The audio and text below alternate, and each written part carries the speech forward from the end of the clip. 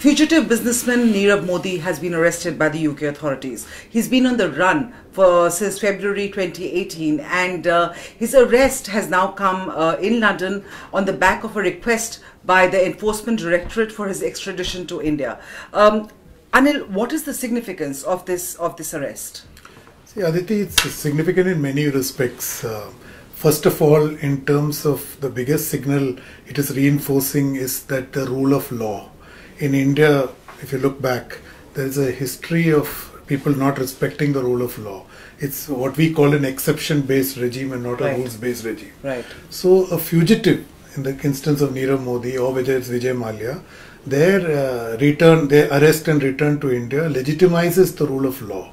That's first off. Right. Second, please remember, it happens in the middle of an election campaign in which corruption is a huge issue. Corruption in public office, which is what took down the previous government and which has been off late it's come up for conversations even with this government. Yes. So politically it's significant. In terms of the rule of law, it is significant. So its fallout is of enormous importance. It comes at a very important time as far as Prime Minister Nirav Modi is concerned, because the opposition has been hounding him on this particular thing. Where is Nirav Modi? Where is Vijay Mallya? And now, suddenly packed, in the middle of the campaigning season, and elections are barely a month and a half away, and here we have him arrested. What does it mean for Mr. Modi? See, Aditi, the coincidence is very striking.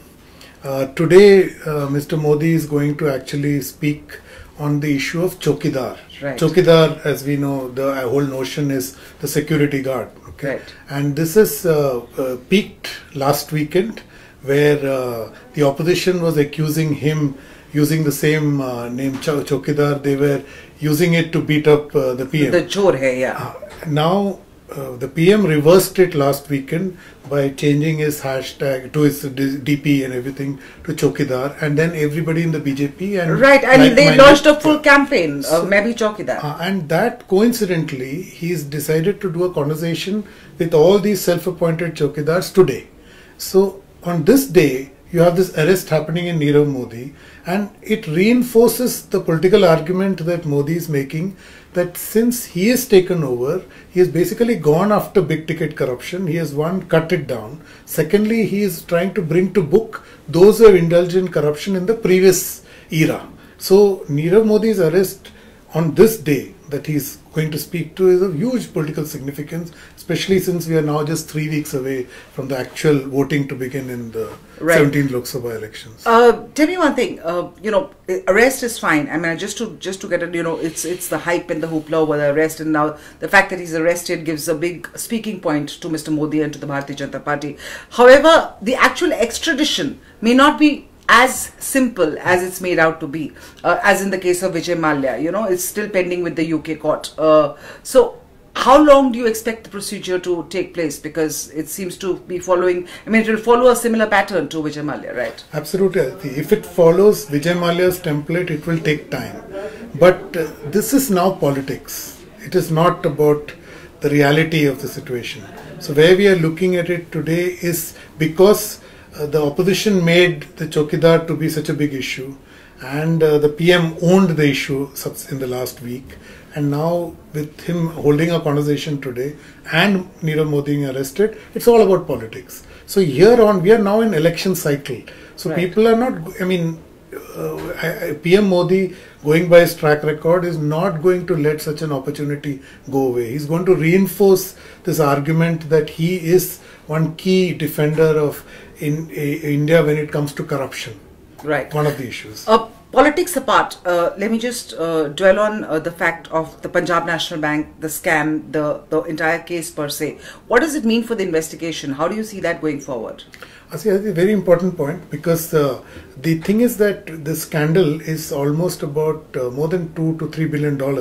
It's about 15,000 odd crore. Right. So the scam happened in a systemic manner over several years. It was like, the estimates vary, but broadly about 10-year period. Right. So before it was finally discovered. It was discovered because it had evolved into like some kind of giant Ponzi scheme, because their loans were given to Nirav Modi and his clan without any collateral.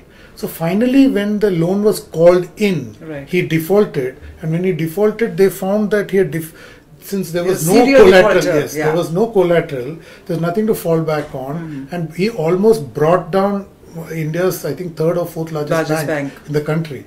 Now they have recovered the bank. The RBI and the government moved swiftly to avoid any kind of meltdown of PNB. But what is left unanswered was, how did this scam play out for 10 years? Because RBI was supposed to oversee it, Finance Ministry is supposed to have a indirect oversight, the PNB board is supposed to directly oversee. How could everybody have missed such a systemic scandal of such a gigantic proportion?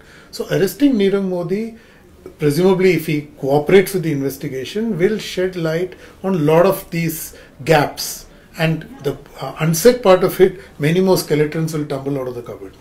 That was Anil Padmanabhan, the managing editor of Mint newspaper here. And thanks, Anil, for your inputs. And we keep bringing you more updates. Keep watching HindustanTimes.com.